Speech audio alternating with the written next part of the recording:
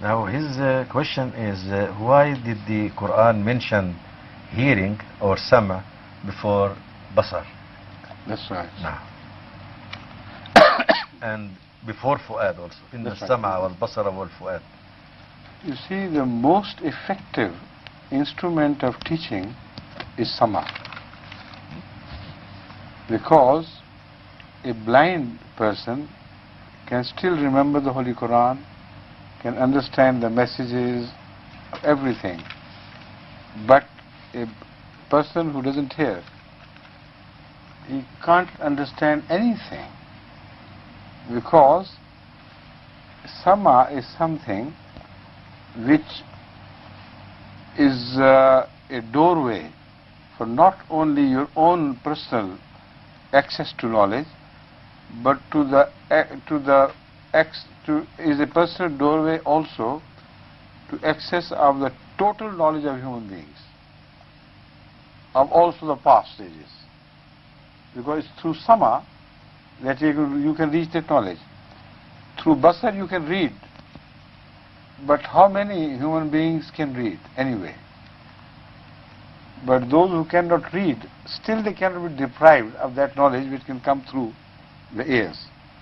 So Allah is talking of two sources of knowledge which would completely draw a demarcation line, between animal kingdom and the human advanced species of life.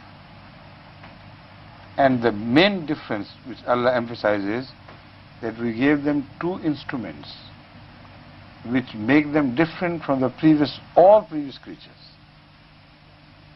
They can hear, they can see, and they can compute. Fuad. Fuad is a thinking faculty which computes things. And it is through the hearing that you hear the message of Allah delivered to the prophets. It is through hearing that you understand all the intricate things. Without the help of hearing, your eyes are not sufficient. When you read a book, why don't you read a book by yourself? Why do you need a teacher? Why there are needs for so many universities and schools and things? If you can read, that's enough. Just go to the library and be educated. Hearing is essential for those who are experienced to pass their experience on to you, which cannot be passed through eyes alone. So ears have an advantage. As far as the source of learning and instrument of learning is concerned, there is not a shadow of doubt that ears have an advantage. That is one explanation why ears are mentioned first. The second explanation is that in the evolution of life, the first faculty which was granted to animals was hearing, not sight. You see, the animals, to begin with, at the early stages, and they still exist, you can examine them, they learnt through waves underground, and they vibrated something within them, and they realized gradually the message, although the ears were not yet born. Eyes came much later. So the first faculty which was granted to life as such by Allah was the hearing. Hearing of a rudimentary type, of course. Also the sight was of a rudimentary type. Early animals began to react to the light because it was intense and somehow it repelled. Maybe the heat did instead of the light itself. But hearing, we know, appeared first. So that could be another reason to mention both in the order of creation. Because first ears were created, then followed the eyes. So the Quranic statement is perfectly in order. But I prefer the first explanation because it's more significant and deeper deeper in philosophy. May I beg Hadhrat to add something? It came in my mind while Hadhrat was talking. Also, hearing, you can hear 24 hours, but light it is only half the day and half 12 hours night No, and but 12 hours. when you sleep, how can you hear? Yeah, I mean the ability to hear is the whole day, day and night. You can hear at night and hear during day. But you cannot see during night, but you can see during day. Or if the sun is not there or there is no moon, you cannot see. Of course, but I know that is an advantage, of course, but I doubt if that minute scientific difference is what is meant by the Holy Quran, you know. Yes. Of course, it could also be the reason. But personally, I believe, after discussing the whole thing, Yeah. that the emphasis is on the hearing, because it is the far more important means of achieving knowledge than sight is. You see? Those who can hear, they can learn everything. I have known such people who are blind. They know the Quran, they have learned the Hadith, and they have learned everything through hearing. And they appear in examination and sometimes take gold medals, beating all those who can see.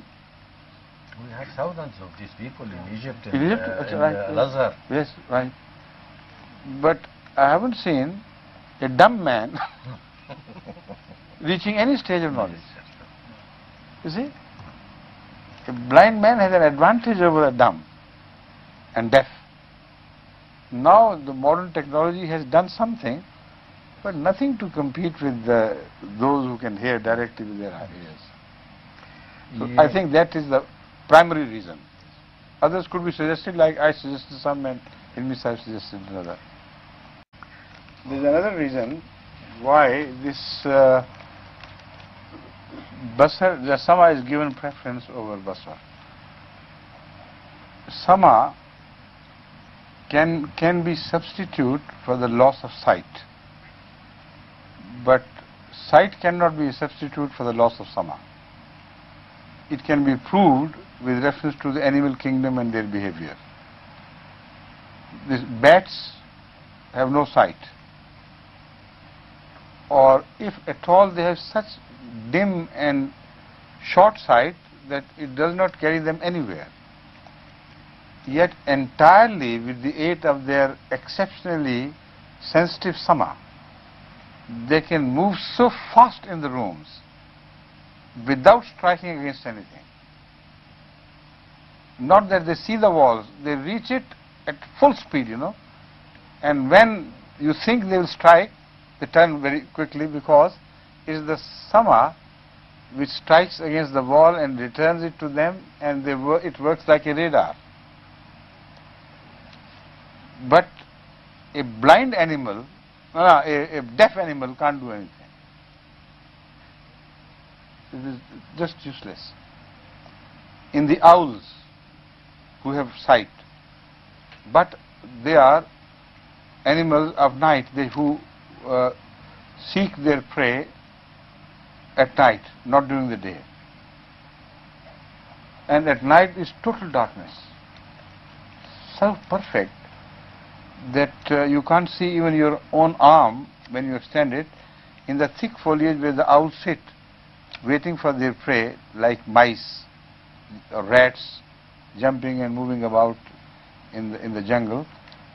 They can't see anything. They depend entirely on their survival and on their food,